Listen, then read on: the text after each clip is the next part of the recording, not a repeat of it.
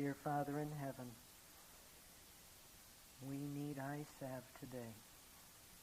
We need to be able to see clearly what's really happening. Our need for discernment is so great. You offered to Laodicea eye salve so that we could see. And Father, we are asking today because our need is great. We're asking for eye salve that we can discern what's really happening so that we can be standing in the right place, so that we can rightly represent you and glorify your name. We thank you for your promise. We have claimed that promise in our behalf today, and we thank you that you're going to give us discernment today as we study together. In Jesus' name, amen. For the next 55 minutes to an hour, I'm going to ask that if you have a question or something comes to mind, write it down and we'll discuss it once I'm done. But I'd like to go through the topic straight through.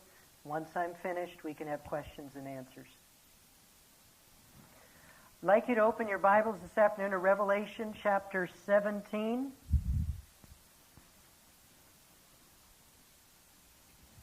Revelation chapter 17.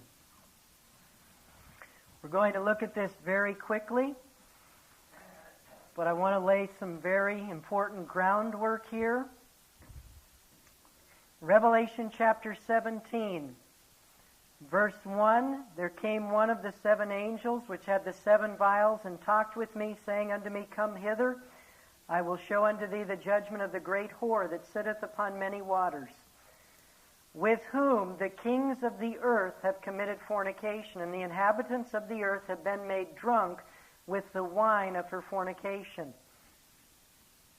Now we know from Scripture, from a host of passages, Isaiah 1, 20, 21, Jeremiah 3, 6 through 8, Ezekiel 16, verses 15 through 30, the entire book of Hosea. The symbol of an impure woman in the Bible represents an apostate church. And all those verses I just mentioned, if you go back and look them up, you'll find that whenever God's people went into apostasy, they were called an impure woman, a whore, a harlot, etc. So we're dealing here in Revelation 17 with an apostate church. And verse 2 says that the kings of the earth have committed fornication with this great whore.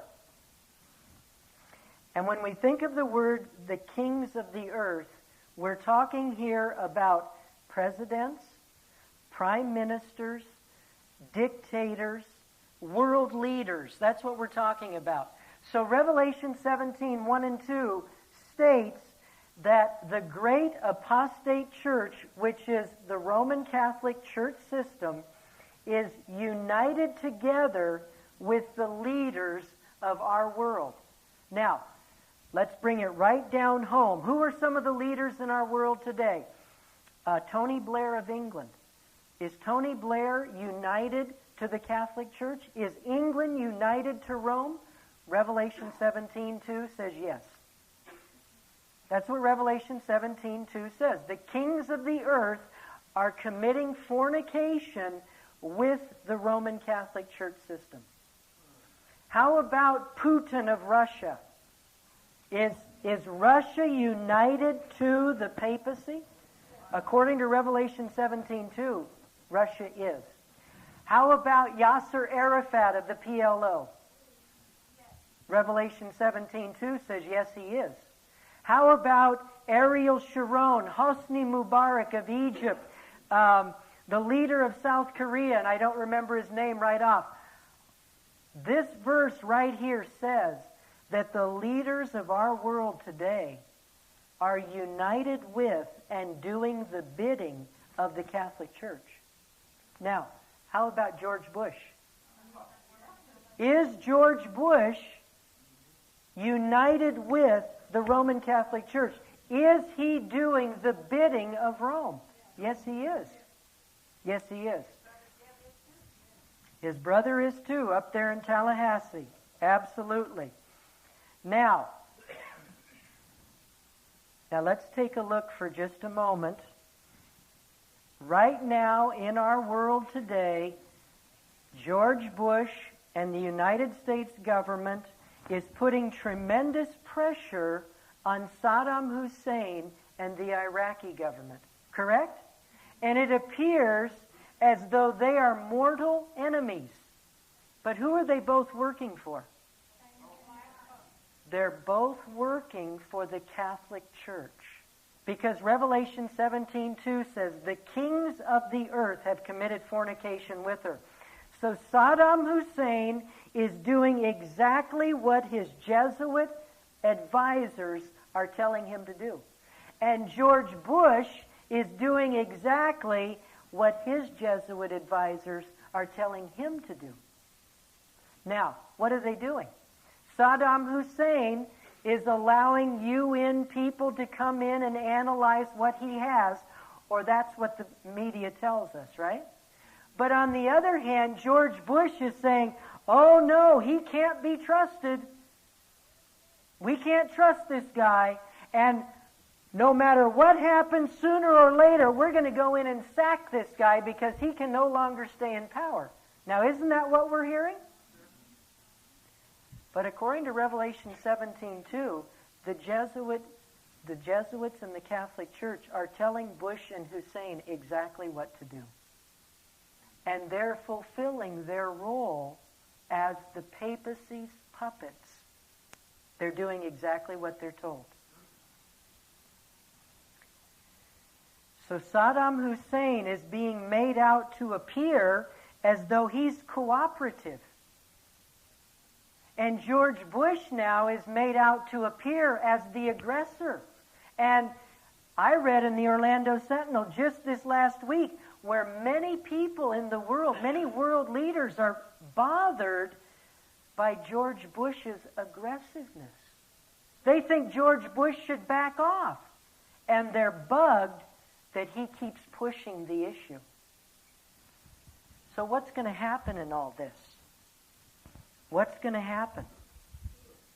How is it that there's going to be a war? You know Albert Pike? He was the Illuminati leader. He was a general in the Civil War for the South, for the Confederate Army. And as the head of the Illuminati, Albert Pike said there would be 3 great wars in the 20th century. Now, there have only been 2, haven't there? But we're on the brink of that 3rd great war. Now, how is it going to start? If Saddam Hussein is going to turn out to be lily white, and it appears so at this point, but George Bush continues to drive it, what's going to be the catalyst? How is it going to be brought about that there would be another war?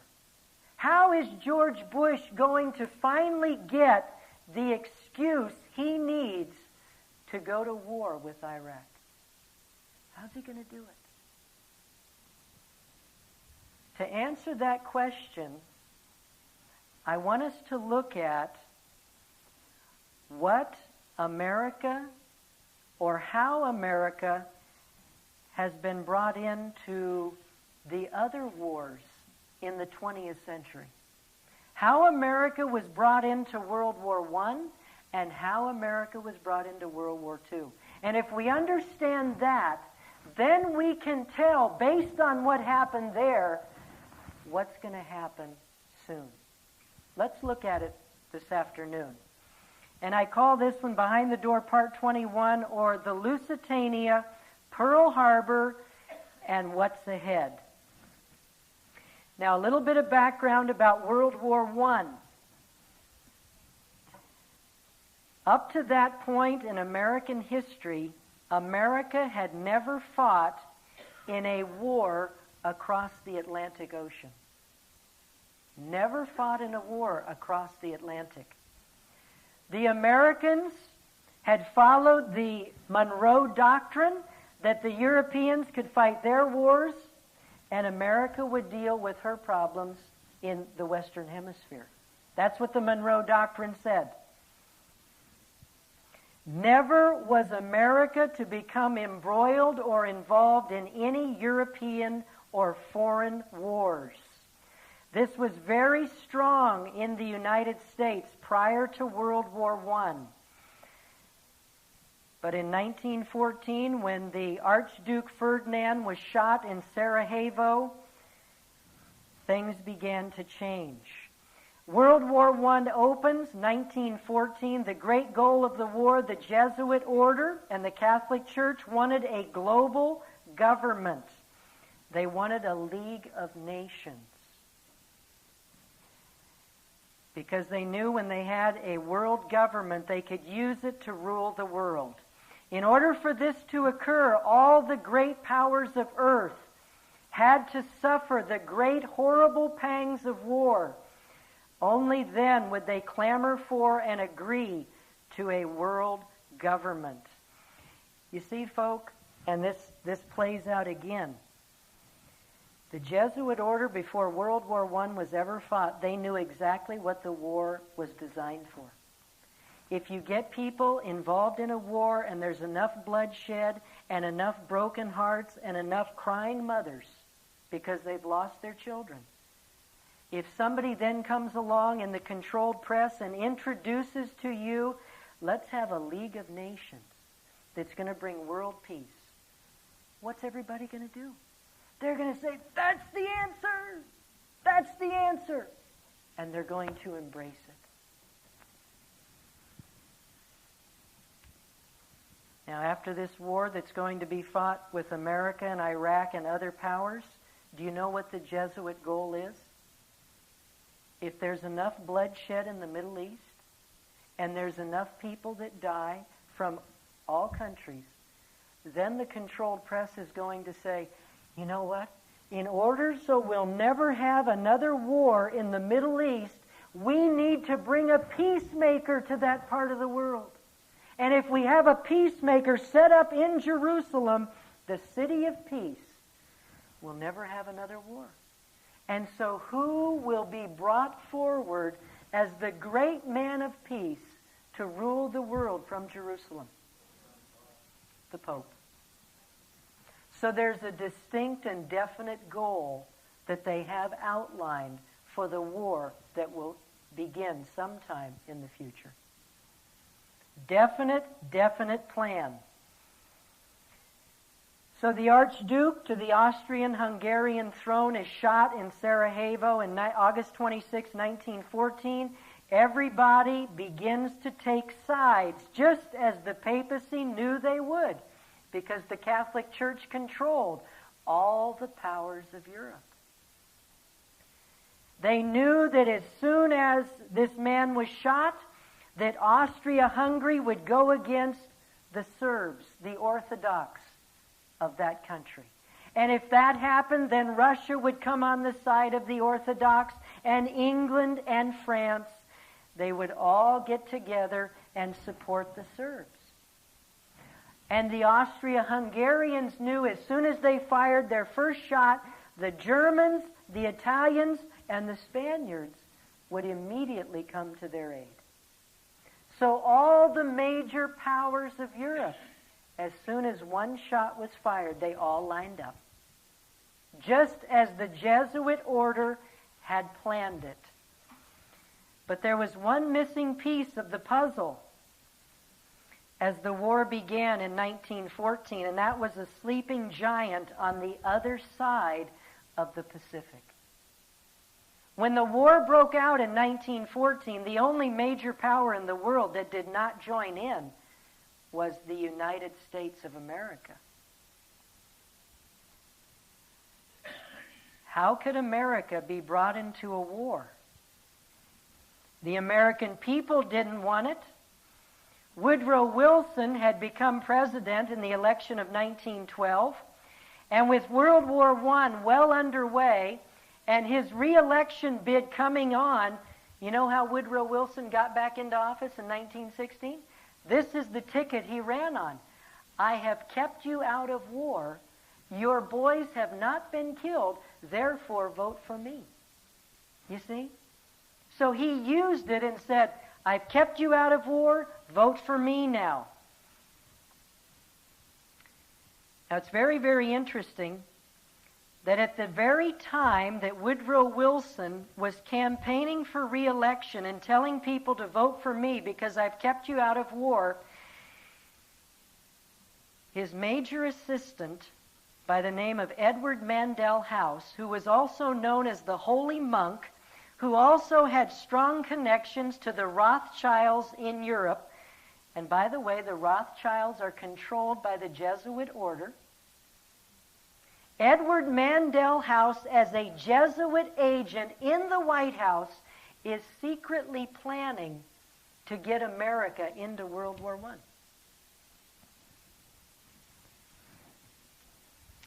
Now, if you don't have this book, you need to get this one too, The Creature from Jekyll Island by G. Edward Griffin. Griffin shows that beyond a shadow of a doubt, and I think I'll be reading that to you momentarily. This is another great book called Descent into Slavery by Des Griffin. Tremendous book.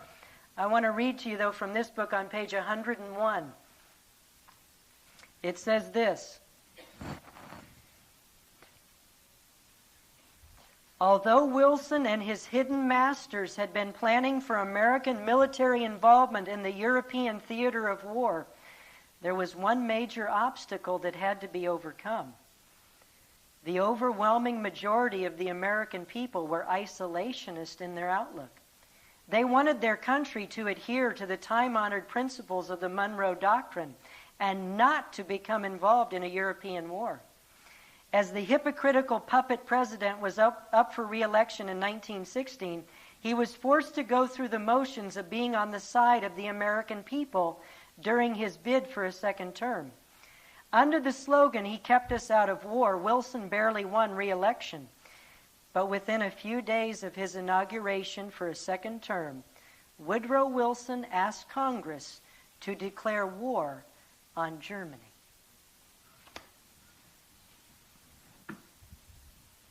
Woodrow Wilson, as Des Griffin brings out, he was a puppet of the Jesuits who controlled the White House. And in fact, after Woodrow Wilson's plans failed for a League of Nations, and he realized that in so doing, to try to get a League of Nations, he was betraying the American people. They say that when he got back from Europe, Woodrow Wilson became an imbecile. He lost his mind because he realized he was betraying the American people. And he also had syphilis. Now, G. Edward Griffin's book, Creature from Jekyll Island, page 241. He's quoting from a book by George Variac called The Strangest Friendship in History, Woodrow Wilson and Colonel Edward Mandell House. And it's on page 241 of his book. This is what he says. It says, 10 months before the election, which returned Wilson to the White House in 1916, because he kept us out of war, Colonel Edward Mandell House negotiated a secret agreement with England and France on behalf of Wilson, which pledged the United States to intervene on behalf of the Allies. Now, what is this guy saying? Simply this. Woodrow Wilson is standing up and saying, vote for me, I kept you out of war. And while he's saying that in America, Edward House, as Wilson's representative in Europe, is working with England and France to bring America into World War I. Now that's what was going on. And so right now, let's bring that down to today. Right now, we have all this stuff going on in the press that Saddam Hussein is so compliant and willing to work and to let the UN inspectors in, and George Bush is being the aggressor. Now, that's what we're being led to see. But you know what's really going on behind the scenes? They're simply preparing the world world mind for the events that are about to happen. That's what's happening, folks. They're preparing, they're getting the stage all set for what they have planned to happen very shortly. And they know exactly what they're going to do. Just as Wilson and House and Winston Churchill knew way back in 1914 and 1915.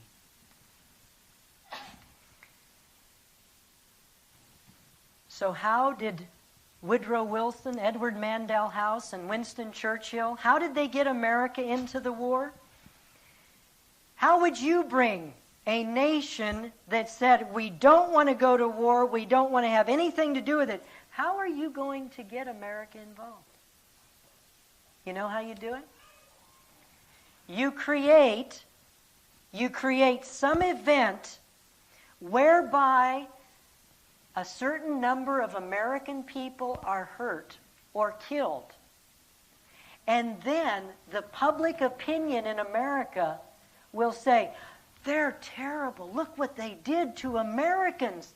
And so then what will Americans say to do?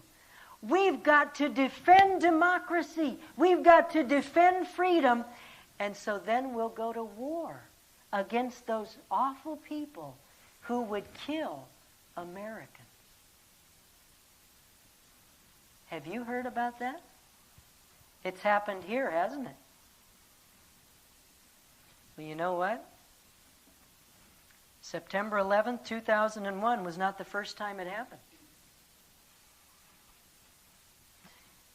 There was a terrorist attack that the President of the United States, his top advisors, among whom were Edward Mandell House and others, Winston Churchill of England, they were planning a terrorist attack where Americans would die and then America would go to war.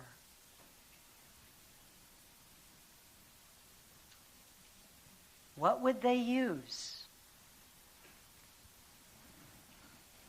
In 1915, they used a British passenger liner called the Lusitania. The Lusitania was built to be a luxury liner, but it was made so that it could be turned into a ship for war if necessary. In G. Edward Griffin's book, again, The Creature from Jekyll Island, page 248, he says this. He says, the Lusitania became one of the most important carriers of war materials, including munitions from the United States to England. So what was happening was the British were using this so-called passenger liner called the Lusitania. But what they were doing is they'd take British people over to America, but on the return trip to England, they would fill it with supplies to be able to fight the war.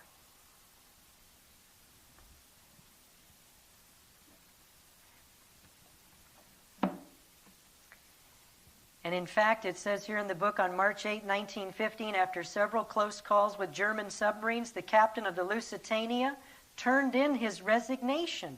He was willing to face the U-boats, he said, but he was no longer willing to carry the responsibility of mixing passengers with munitions or contraband. He goes on, he says, from England's point of view, the handwriting on the wall was clear. Unless the United States could be brought into the war as her ally, she soon would have to sue for peace. The challenge was how to push Americans off their position of stubborn neutrality. How that was accomplished is one of the more controversial aspects of the war. And so the Lusitania was carrying war materials along with English and American passengers.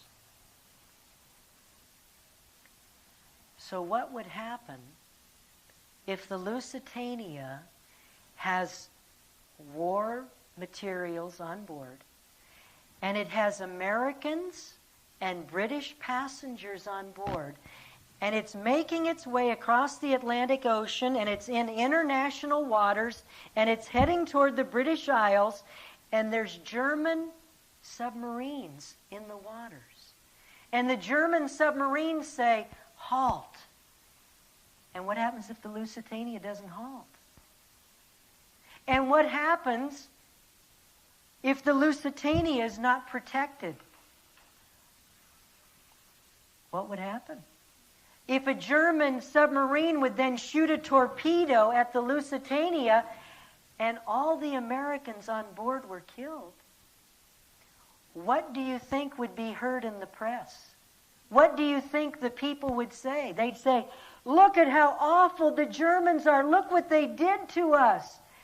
And then Woodrow Wilson would have all the artillery he needed to go to Congress and say, we need to declare war on Germany.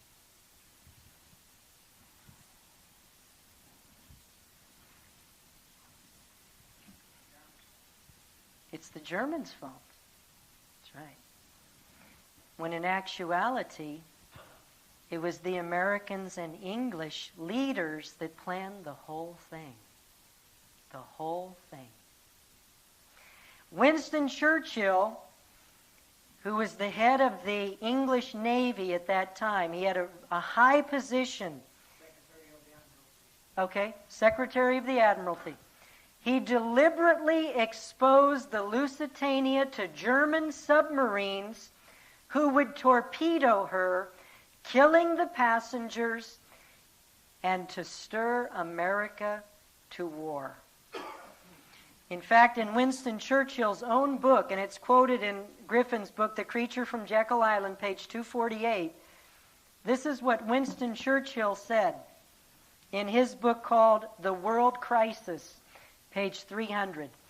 Churchill said, there are many kinds of maneuvers in war. There are maneuvers in time, diplomacy, mechanics, psychology, all of which are removed from the battlefield but react often decisively upon it. The maneuver which brings an ally into the field is as serviceable as that which wins a great battle. The maneuver which gains an important strategic point may be less valuable than that which placates or overawes a dangerous neutral. And then over here, let's see here, 274, yeah. He says this, after the Lusitania was torpedoed, he says, the first British counter-move made on my responsibility was to deter the Germans from surface attack. The submerged U-boat had to rely increasingly on underwater attack and thus ran the greater risk of mistaking neutral for British ships and of drowning neutral crews and thus embroiling Germany with other great powers. That's very interesting. The German government knew that Britain was trying to use the Lusitania as a target to let her be blown up and then to create American public opinion into bringing America into the war. The Germans knew that. And so, the Imperial German Embassy, April 22nd, 1915, about 2 weeks before the Lusitania was going to set sail, the German embassy wanted to put an ad in the newspapers on the East Coast to warn Americans from getting on the Lusitania. The Germans tried to warn Americans from getting on the ship. But you know what? They were never allowed to put the ad in the paper. And the Germans tried to tell Wilson to warn the American people, and Woodrow Wilson would never see them. In fact, William Jennings Bryan, on page 251 of Griffin's book, he says, William Jennings Bryan was the Secretary of State. It says, George Viriak, who was the editor of a German-owned newspaper at that time, spent April 26th asking the State Department why his advertisement had not been published. Eventually, he managed to obtain an interview with William Jennings Bryan and pointed out to him that on all but one of her wartime voyages, the Lusitania had carried munitions. Goes on down. Bryan picked up the telephone and cleared the publication of the advertisement. He promised Viriac that he would endeavor to persuade the president publicly to warn Americans not to travel. No such warning was issued by the president. There can be no doubt that President Wilson was told of the character of the cargo destined for the Lusitania. He did nothing, but was to concede on the day he was told of her sinking that his foreknowledge had given him many sleepless hours. So Woodrow Wilson refused to protect Americans who were going to be traveling on the Lusitania. Why? Because Woodrow Wilson's masters told him that those Americans had to die on the Lusitania.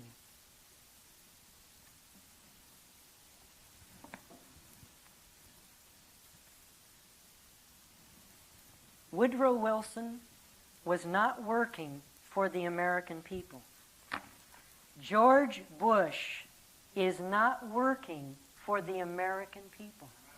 George Bush is working for his Jesuit masters who control him, just as Woodrow Wilson worked for the Jesuit masters that controlled him. The Lusitania was blown up. From Griffin's book again, page 252, we read this.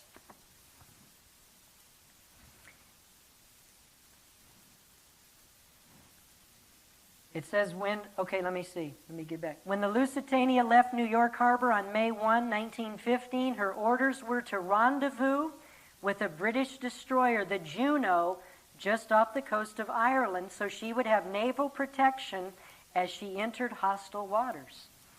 When the Lusitania reached the rendezvous point, she was alone, and the captain assumed they had missed each other in the fog. In truth, the Juno had been called out of the area at the last minute and ordered to return to Queenstown. And this was done with the full knowledge that the Lusitania was on a direct course into an area where a German submarine was known to be operating.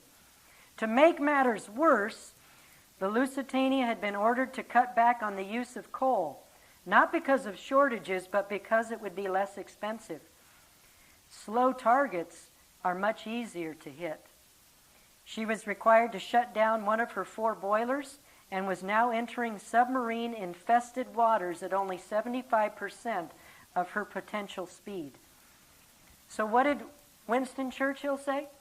He told the Juno, who was going to be the ship that was going to protect the Lusitania, the Juno was withdrawn. And then the Lusitania was to have less coal, or was to use coal, because it would be less expensive, but in reality it was because that would make the ship go slower. And as it was just going nice and easy through the submarine-infested waters, it would be a much easier target.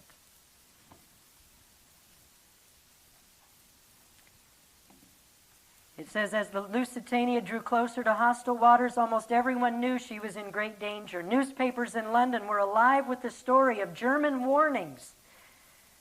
In the map room of the British Admiralty, Winston Churchill watched the play unfold and coldly called the shots. Coldly called the shots.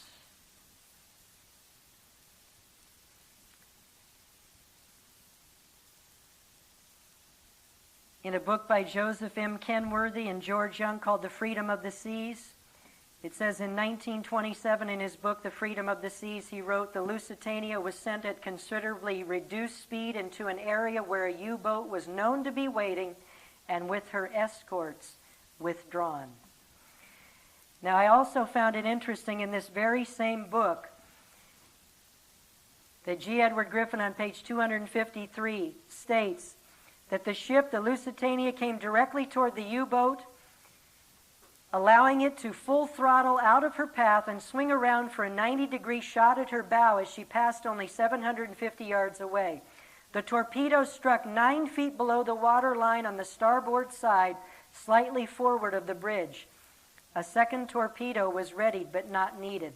Quickly after the explosion of the impact, there was a second and much larger explosion that literally blew the side off of cargo hold number 2 and started the ship toward the bottom.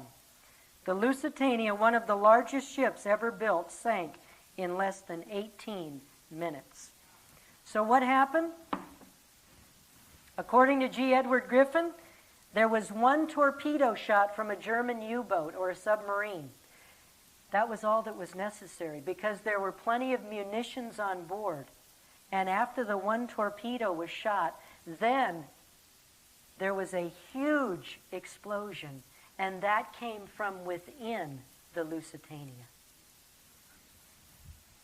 So the British had already planned, let 1 German torpedo hit it, and all the munitions on board are going to be ignited to create the next explosion that will blow it into history.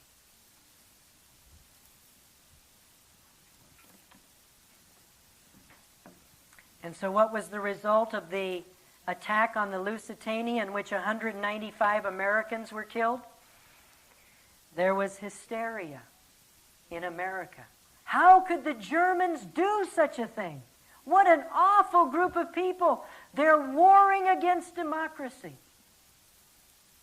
They're warring against freedom.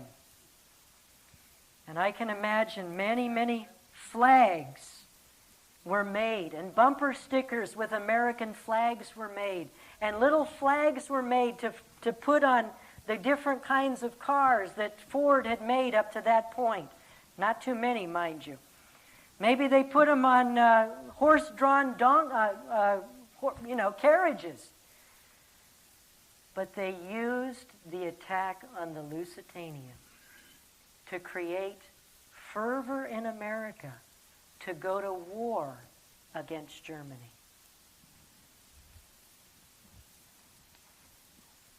And the attack on the Lusitania was a terrorist attack. They just used a different method at a different time. The controlled press in America blamed Germany. Woodrow Wilson told the American people, we must not let all those American people to have died in vain.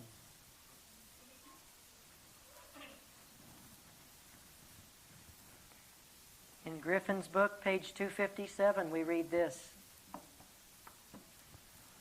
Edward Mandell House, the Jesuit agent in the White House, he said this: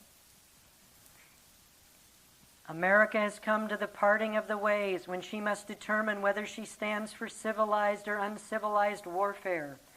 We can no longer remain neutral spectators. Our action in this crisis will determine the part we play when peace is made, and how far we may influence a settlement for the lasting good of humanity. We're being weighed in the balances, and our position amongst nations is being assessed by mankind.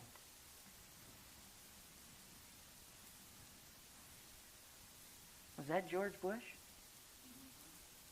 It sounds like him, doesn't it? George Bush could have made this very same statement after September 11th, couldn't he? And he said almost the exact same words.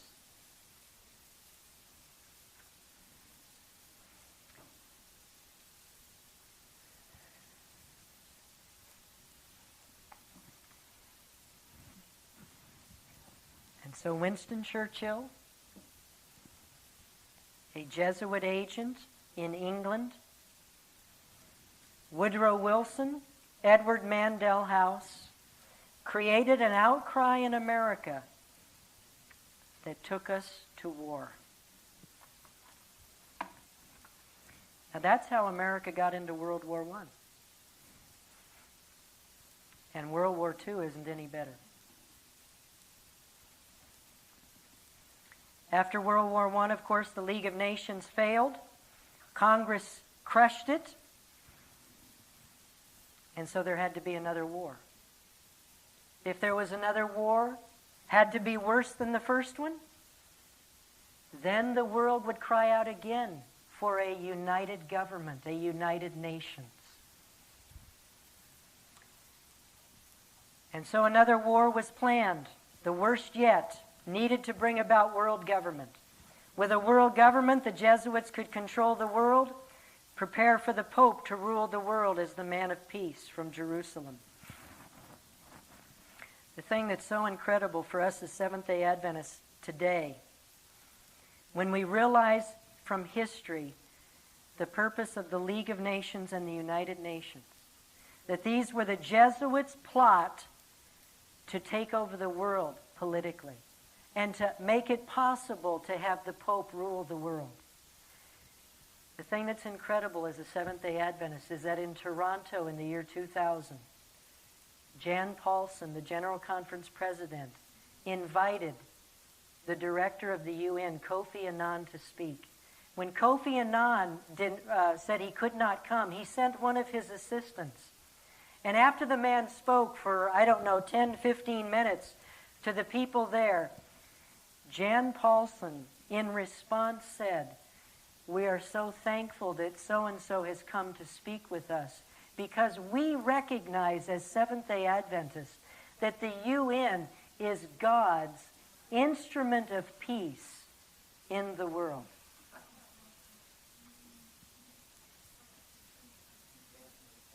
That is an endorsement of the Pope. The devil's tool to exalt the papacy and tell the world that the devil is the impersonated Christ as the Son of God. That will be the role of the UN in creating world government, bringing the Pope to Jerusalem, and it will be then from Jerusalem where the Pope will first introduce Christ or the Antichrist to the world.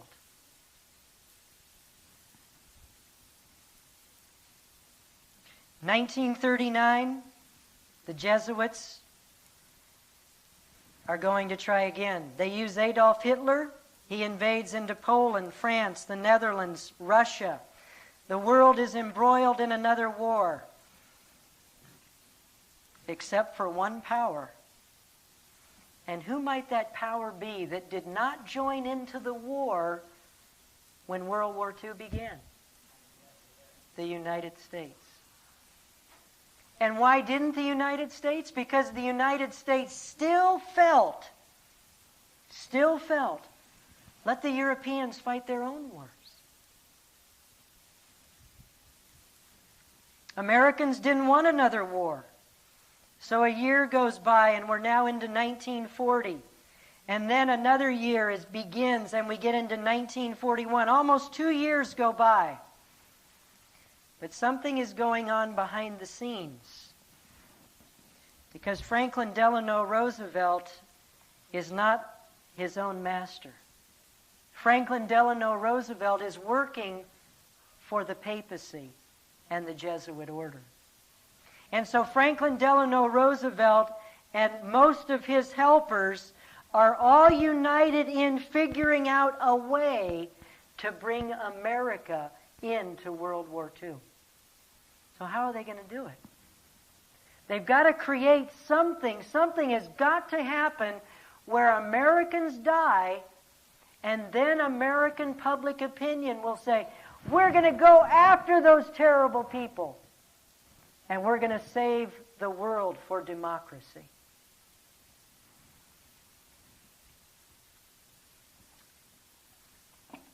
In Des Griffin's book, Descent into Slavery, we read this, pages 152 and 153. He's quoting from a congressman by the name of Hamilton Fish, who was one of the top Republicans in the United States Congress during Franklin Delano Roosevelt's presidency. Hamilton Fish, quoting from Des Griffin's book, it says this: President Roosevelt's responsibility for goading the Japanese into war by sending a war ultimatum on November 26, 1941, demanding that the Japanese withdraw all troops from Indochina. And China is a historic fact, although a closely guarded secret. FDR's war ultimatum was deliberately withheld from Congress until after Pearl Harbor. All agreed that the ultimatum that FDR made to the Japanese left them no alternative but war. The Japanese would have done almost anything to avoid war with America.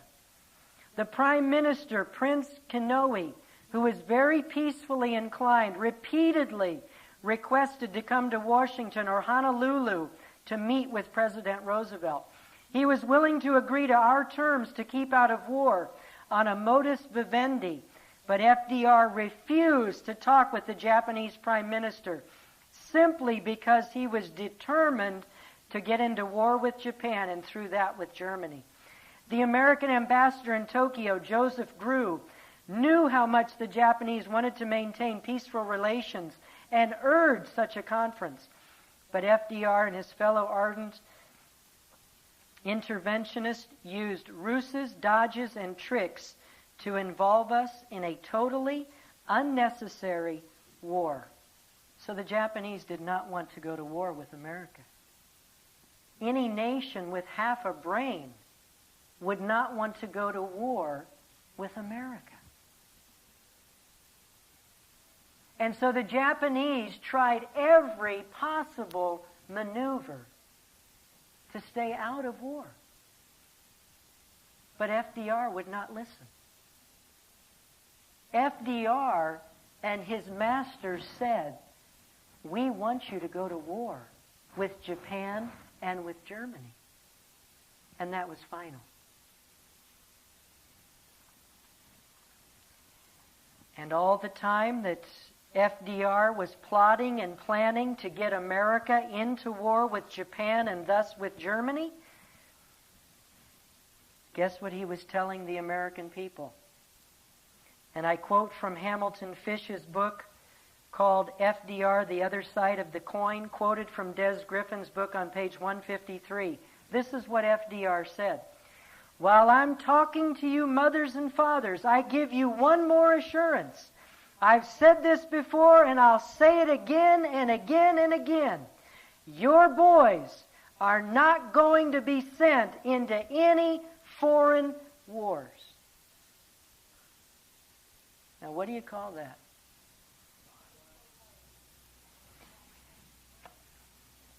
Anybody who has the Jesuits as their masters lie, use deception, trickery, and they will have their own people annihilated because the end justifies the means. And the man in the White House today has the same mentality as FDR. Same mentality.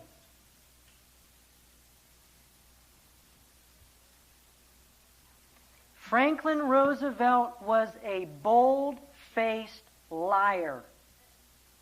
And the President of the United States today is a bold-faced liar. He will lie and trick this nation and will allow and plan and carry out terrorist attacks on this soil to create public opinion that will support what he wants to do. That's the president we have today, because the masters that controlled Wilson and Roosevelt and Bush are the exact same. The Jesuit order has controlled them all. So FDR goaded the Japanese into war. He pushed them into war because FDR's masters wanted a united nations. Now, what do George Bush's masters want today? They want the Pope ruling the world from Jerusalem. And so, A bloodbath has got to be created in the Middle East that will be so bad, it will be so bad, that the world will cry out, and the press will say, we've got to have peace in the Middle East. Who can provide it? And then the Pope will be mentioned as the solution. In every case, folk, and it's a principle of Rome, it's a principle of the Jesuits, they create the problem, and then they give you the solution. You see? Now, I saw, how much time we got? About 5 minutes? Okay.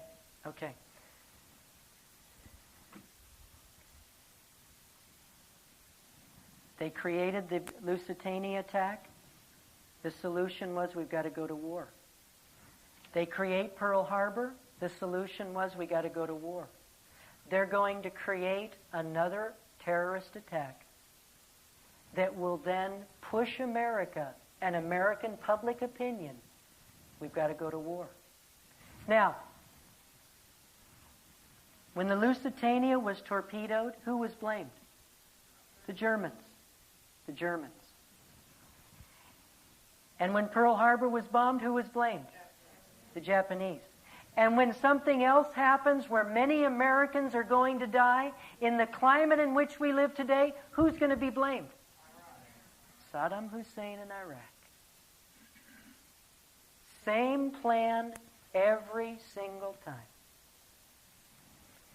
Now, let me read something else to you. This is from Eric John Phelps' book, Vatican Assassins, page 484. He says this. By 1941, this is page 484 and 485. By 1941, the Japanese and American governments, controlled by the Jesuits, were ready for war. 25 years of anti-Jap agitation was ready to yield its bitter fruit. On December 7, 1941, the Japanese attacked Pearl Harbor, sinking the majority of the American fleet.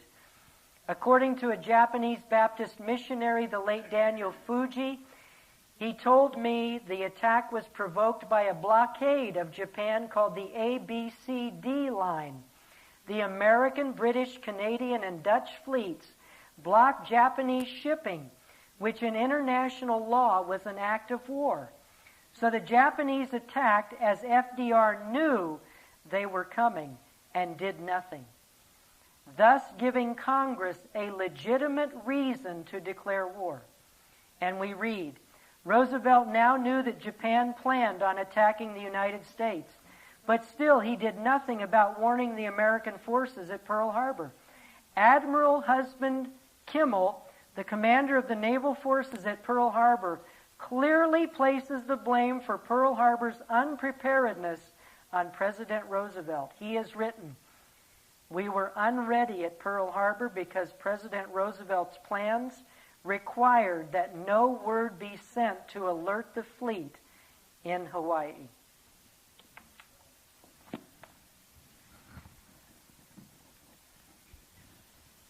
And Des Griffin's book, One Last Time, Descent into Slavery, pages 195, 96, and 97. Any idea of an attack on the U.S. was so ludicrous as to be unworthy of consideration. Japan had no reason to adopt a belligerent attitude toward the United States. America had no reason to adopt an antagonistic attitude towards Japan. But President Roosevelt did have a secret reason for belligerence toward Japan. He'd been placed in power by the internationalists, the Jesuits, and his masters wanted a war with Japan, which had signed a mutual defense pact with Germany. A war would automatically draw the U.S. into full participation in the European theater of war. It would also mean that Japan would be taken care of so that the crown could continue to rule in Asia.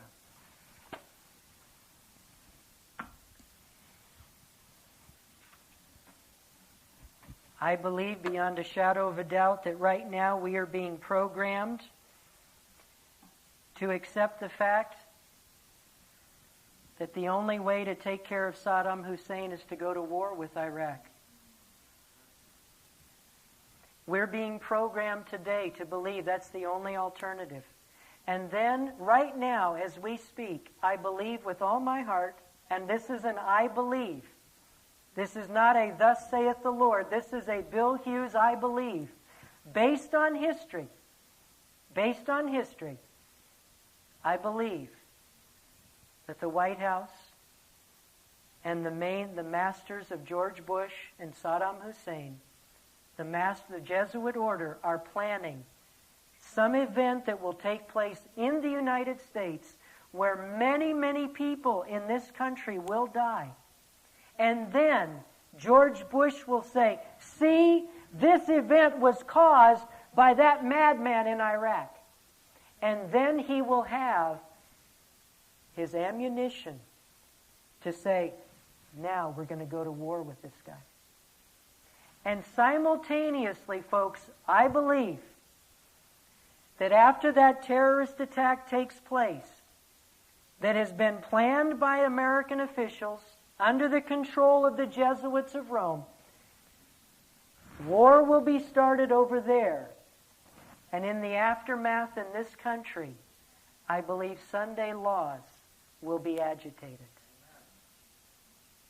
That's where we are. We're at the end. It's time to make a decision.